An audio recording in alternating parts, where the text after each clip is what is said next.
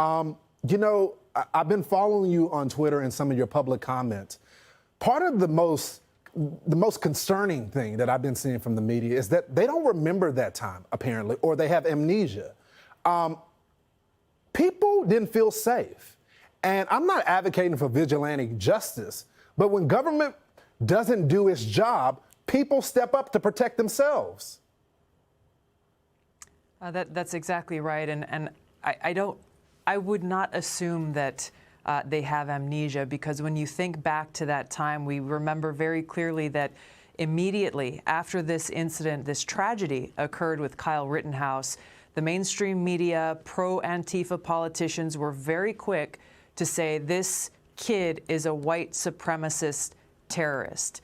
And so even at that time, in the midst of all of that chaos, there was no interest in saying, hey, you know what, this is a tragedy. The crisis that the city is facing is a tragedy. Let's actually wait and follow the evidence and let this work itself through our judicial system. The government absolutely failed to fulfill this most basic responsibility of keeping their community safe. Kyle Rittenhouse shouldn't have gone and done what he did. But as you said, you know, he's a foolish kid who, like others in the community, felt like they had no other choice but to step up and to try to do their part to keep people safe. You know, Congresswoman, I have a problem with the inconsistency that I see from the left and people that claim to be civil libertarians that wanted to fight for the rights of the people. If you agree that the state shouldn't have the knee on someone's neck and kill them, then how could you support the state intentionally targeting a young man that it shows in the video that is self-defense? It shows on the witness stand, the own prosecution's witness admitted that he aimed his gun at him first.